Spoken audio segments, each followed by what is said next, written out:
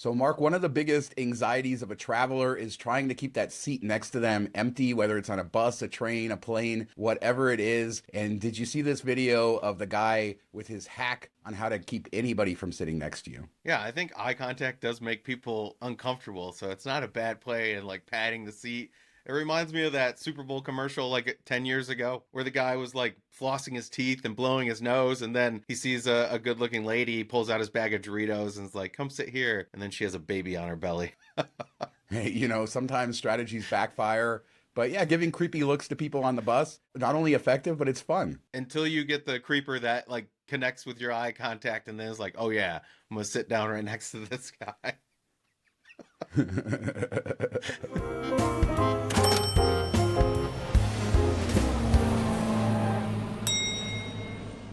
So the most well-known credit card, I think, in the entire travel reward space is the Chase Sapphire Preferred. This is the credit card that a lot of people get as their first travel card. A lot of people recommend it as their first travel card. And the standard bonus on it is 60,000 ultimate rewards points. We love those points for their transfer to Hyatt, for their overall value. And now you can get a temporary offer 75,000 points after 4,000 spent in the first 3 months. So that's 25% more than normal. If you haven't had the card, now's a good time to pick it up. Yeah, and even if you've had the card for a while, I mean, their terms are if you haven't had one in the last 48 months, you can get the offer again. You just need a product change out of it first. But this offer is up there. It's been 80,000 before, it's been 100,000 once. I believe only once, for a limited time. And then the Sapphire Reserve also is increased. Usually they like increase one and not the other, but this time they increased them both. So if you're looking for a card with perks, lounge access, priority pass membership, travel credits, better travel insurance, that one comes with a $550 annual fee versus $95 for the Sapphire Preferred. So you kind of weigh that. I mean, there's the $300 travel credit. So it depends on what you need, what other cards you have already. And as a note, if you're not sure whether you want the Sapphire Reserve or the Sapphire Preferred, you can always get the Sapphire Preferred and then change it to the Reserve later on and convert between the two. So grab the bonus and get lots of free travel. Chase is my favorite program. Ultimate rewards are infinitely valuable, and I love earning every one of them. Yeah, and we should also note that the banks, at least some of the banks, if you apply in person at a branch, you get 85,000 points for the Sapphire Preferred. The Sapphire Reserve doesn't have that offer, but you do need to go in the branch for that. I kind of hate when they do these offers. I find it annoying that they're inconveniencing their customers. I'm sure they want them in front of a banker so they can sell different products. I mean, we've heard horror stories where the banker signs up for the wrong card or they put in the wrong social security number, all that stuff, because you have to like feed all this stuff to the banker. For some people, it's worth it. For others, it's not.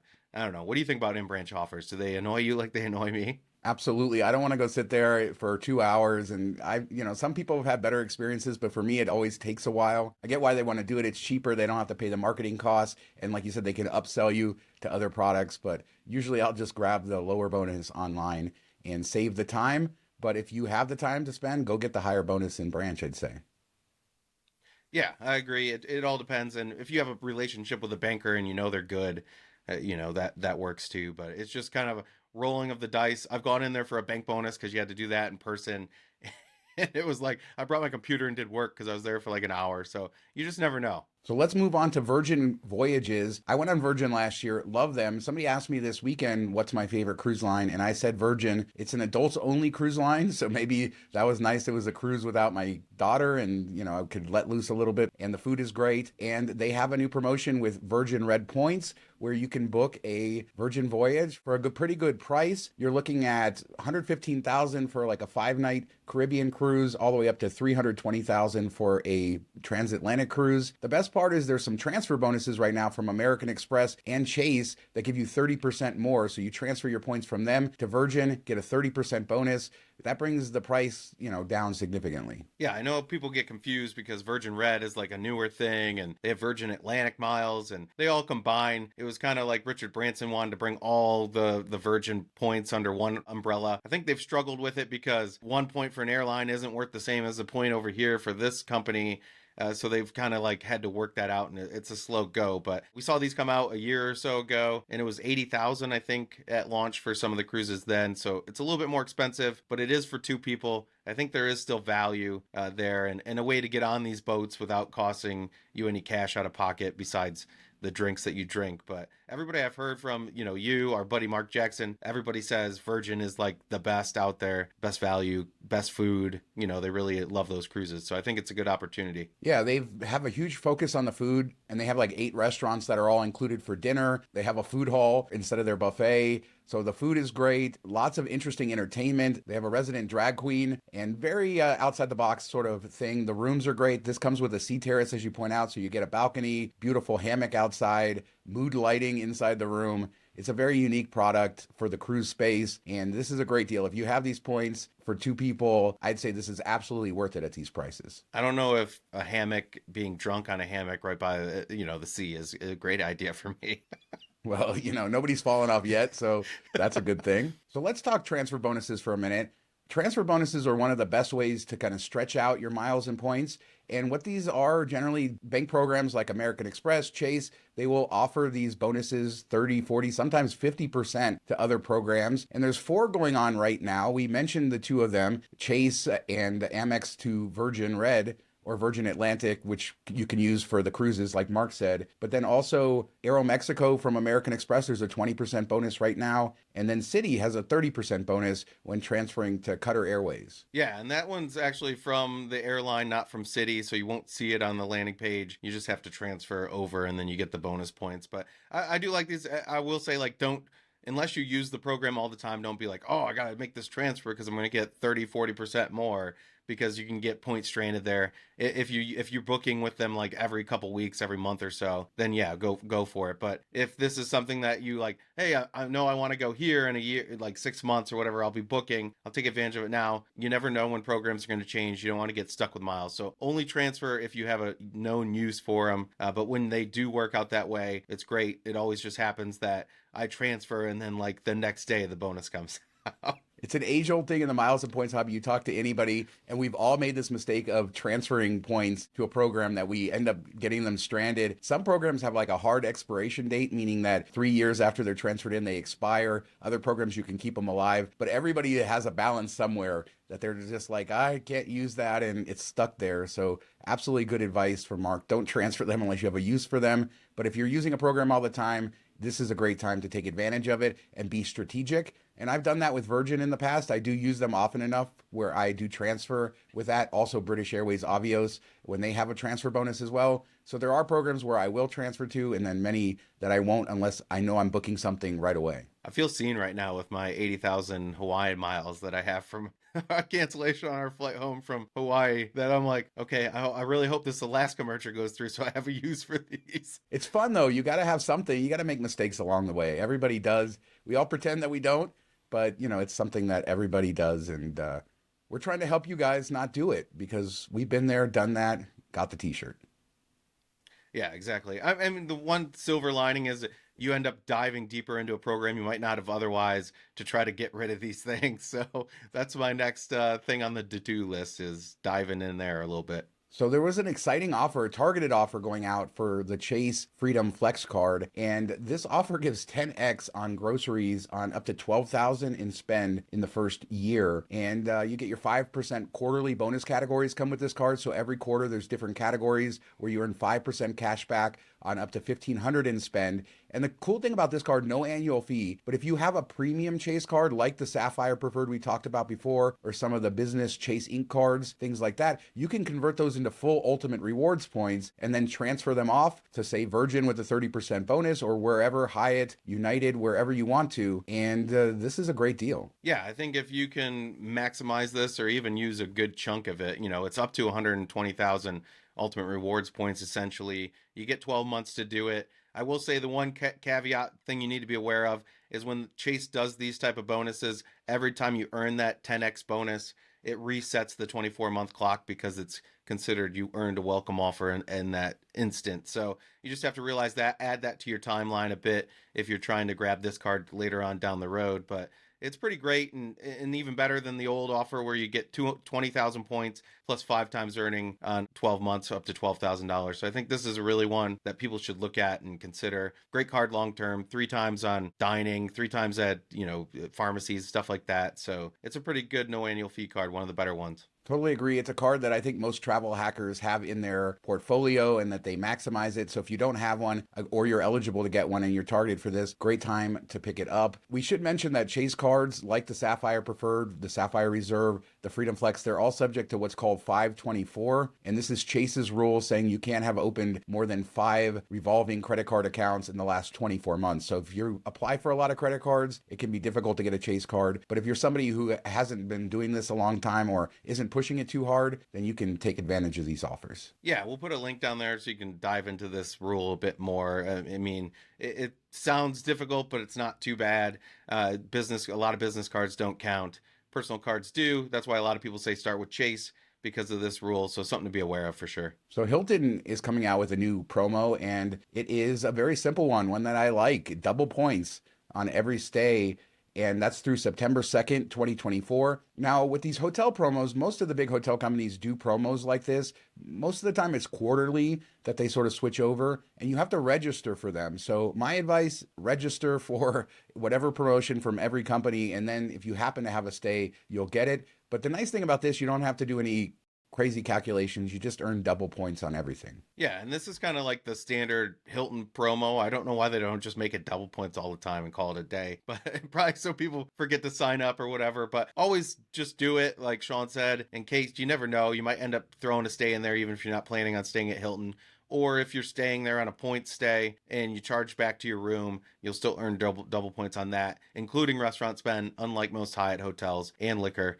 So that's kind of nice. I did a press trip with Hilton a couple weeks ago. I was talking to their vice president of Hilton Honors, and he said that they like to keep these simple for customers compared to some of their competitors that have all these different levels and hoops to jump through. And some of those other competitor offers can be more lucrative, I would say. But on the surface, simple is good. And that's really what Hilton is aiming for. Just make it easy for everybody. Know that you're getting double points and, enjoy your stay. So let's move on to United devaluations. What was it, like 6 or 7 years ago that Delta got rid of their award charts and then United followed? And it's been a bloodbath since then, because once the award charts were gone, these award charts used to tell you exactly how much it would cost from point A to point B, and it was in writing, so they couldn't really change it. And now we have a world where everything's flexible, but there are still minimum award amounts, and United keeps changing them, and they just devalued business class awards in Asia and in Europe, and they just did it, last year they did a huge devaluation, and they keep changing things, and United, not the best program for this sort of thing. They like to change things, and the price only goes up. Yeah, it always goes up. I mean, when you go dynamic, the good side of the thing is when it is a cheap cash price, at least the points go down a bit, but that's rare. And then I guess you have more seats available to you because they're more dynamic. So they make the seats available, but they cost more.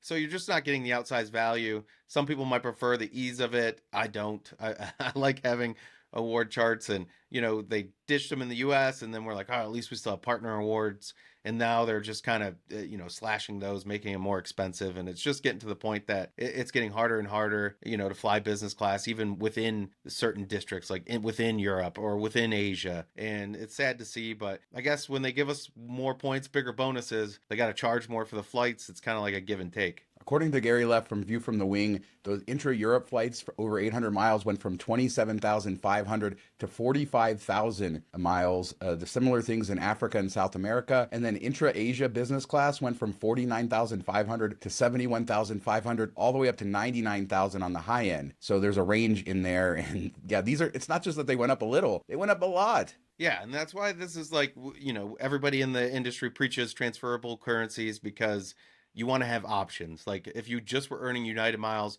all of a sudden your United miles got like slashed in half for certain routes, or you could book this with life miles, and those are still kind of the same price as they were before. So, and a lot cheaper than United or, Aeroplan, all these different things that you can transfer your ultimate rewards, your membership rewards, all that stuff. So, stick to those. You have options. You can transfer to different airlines, take advantage of their sweet spots that are still out there. So let's talk Hyatt, Mark, and specifically an article you wrote about Suite Upgrade Awards. And these awards are really cool. Last year, Hyatt changed their program a little bit where they added these awards online and you can book them, and they made the program a lot better. But you discovered a little hack, I guess, for the awards.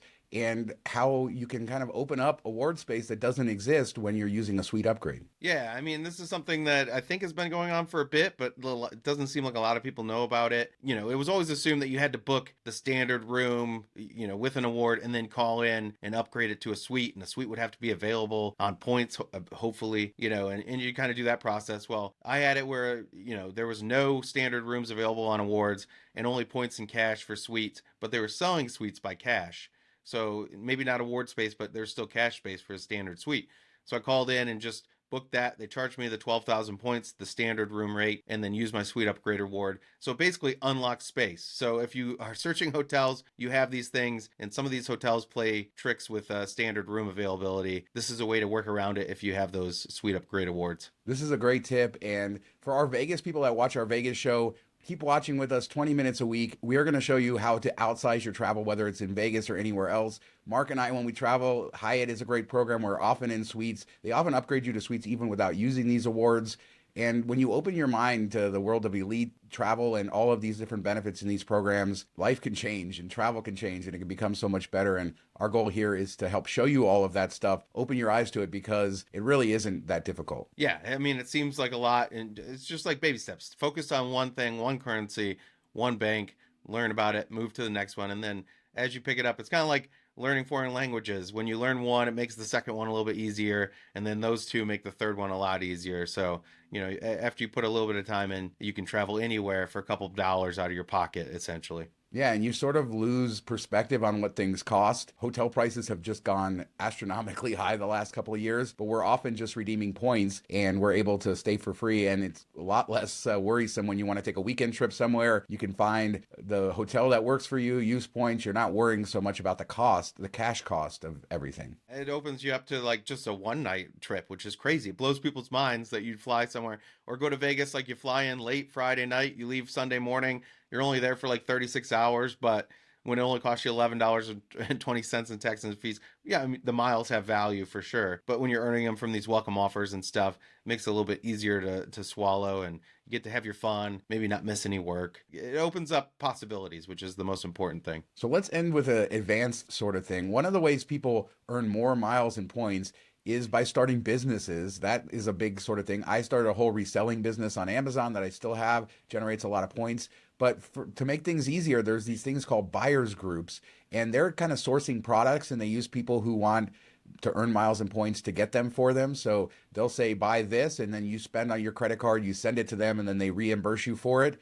Generally, this all works good until it doesn't. And apparently one of the buyers groups, MYS, is having issues. They're not paying people for months. We've seen this before and it's ended badly, and hopefully it doesn't in this case. Yeah, it's definitely scary. We've seen this with gift card buying and reselling and stuff and other instances that are similar to this. And, you have to look at this like a business. This is actually a business that you're buying a product and selling it to another business, sometimes at a small loss, but you hope to make it back in credit card points or travel portals and stuff like that. So you have to look at it that way. And if you're in a business and you have a client that's not paying you on time, that's a problem. And you probably don't go do more work for them. So that's kind of what you have to take with this. We've heard some positive things. Derek goes through all this in his write-up, but if you threaten like, hey, I'm going to reach out, maybe I need to start a lawsuit and stuff, all of a sudden the payments open up. We don't know what they're doing with this money, if they're struggling and this is like them just rolling out new orders to get money to pay old orders. But it seems like if you go to that level, then the money comes quickly. So are they just letting it sit there to try to earn 5% on it? I don't know. It's bizarre, but scary. So maybe look at a different group. One of the things we talk about how great this hobby can be and how it can open up all the travel, but then sometimes you get a little bit too in the weeds and you get kind of addicted to earning points and you finding these methods and you're not always thinking about what are the repercussions if this company goes out of business. There's a lot of great buyers groups as well, but just remember, don't overextend yourself, and remember there is risk involved with this stuff. And if you don't want to risk stuff, it's fine. There's plenty of ways to earn miles and points, to play at your own level, to do what you're comfortable with. And we highlight these sort of negative things, these bad things, to remind people that they exist. And there's still plenty of people we know that do it anyway. Yeah, I think that's the trap you fall into. Like, you're like, oh, it'll be fine. It's always been fine before. And I need these points. I'm working on this new welcome offer. I need these 100,000 points, like ASAP or whatever. So this is the way you do it. but you have to take a step back sometimes and recalibrate and look at the risk. This, like I said, this is a business essentially. Treat it as such. Don't get caught up in just the highs of earning free travel, free-ish travel. Look at it from this perspective, like, hey, if this was a client, would I keep doing business with them? Would I overextend myself like this? What parameters do I have? Set all this stuff up before you get into it. What risk you're willing to take on.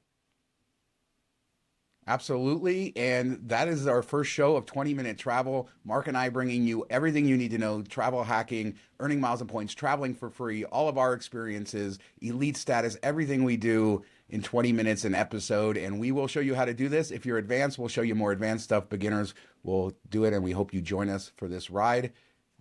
Let us know in the comments what you think about anything we talked about, some of these increased Chase offers, the United devaluations, buyers groups. Do you do them? Are you worried about them? Let us know in the comments. Thanks so much for watching. Talk to you next time. I wonder, we should have a countdown clock. Did we make it exactly on 20 minutes after every episode? How'd we do? I feel, what if we do 18 minutes one episode? Then everybody's going to hate us.